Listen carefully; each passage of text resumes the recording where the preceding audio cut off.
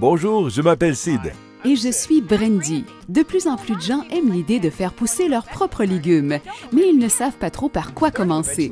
Commencer un potager est facile. Il s'agit d'une merveilleuse façon d'avoir des herbes et des légumes frais tout l'été. Voyons voir de quoi vous aurez besoin pour commencer.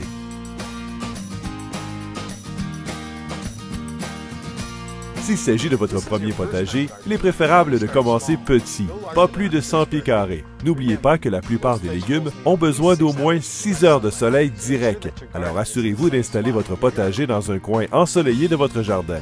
En effet, et n'oubliez pas que certains endroits qui sont ensoleillés au printemps deviennent ombragés durant l'été lorsque les feuilles des arbres ont poussé.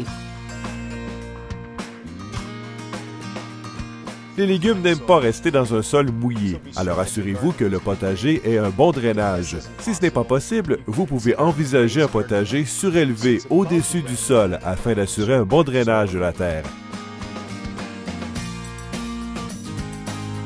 Il est préférable de préparer le potager au début du printemps lorsque le sol est humide sans être boueux.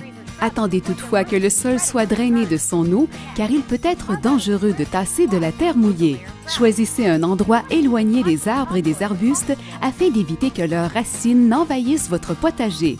Creusez ensuite un carré qui sera votre potager et enlevez la couche de gazon. Gardez autant de terre que possible. Comment se fait-il que je me retrouve toujours à faire le plus difficile? Maintenant que vous avez défriché l'endroit qui sera votre potager, regardez la terre. Évitez la terre qui a une texture sablonneuse ou argileuse. Pour vérifier si la terre est argileuse, prenez une motte et serrez-la dans vos mains. Si elle demeure en boule compacte, il y a probablement trop d'argile. Il est facile de remédier à ce problème en ajoutant du sable et du compost organique à la terre existante. Utilisez une fourche pour tourner le sol jusqu'à environ 1 pied de profondeur. Ceci permet au sol d'aspirer de l'air afin que les racines puissent respirer. Enlevez les mauvaises herbes et les roches que vous voyez. Ajoutez ensuite de la terre à jardin de bonne qualité, comme la terre Miracle Grow ou du compost organique. Il est préférable de faire un mélange avec 50% de terre existante et 50% de nouvelles terres à jardin. Il est bon d'amender la terre car le sol indigène est souvent pauvre en nutriments. Une bonne terre contient une base élevée de nutriments et offre un bon drainage, de l'oxygène, en plus de soutenir les racines. Assurez-vous de pouvoir rejoindre tous les endroits de votre potager. Pour planter, enlevez les mauvaises herbes et récoltez vos légumes.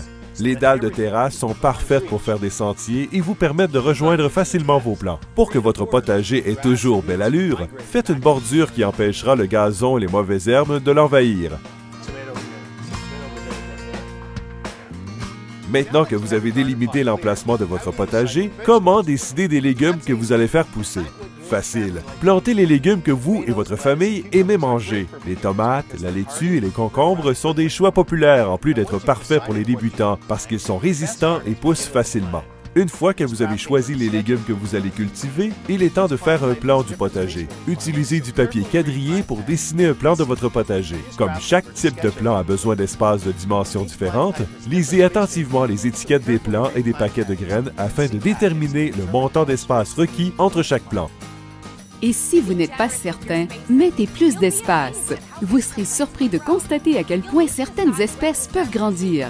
Finalement, vous devrez décider si vous voulez commencer avec des graines ou des plants.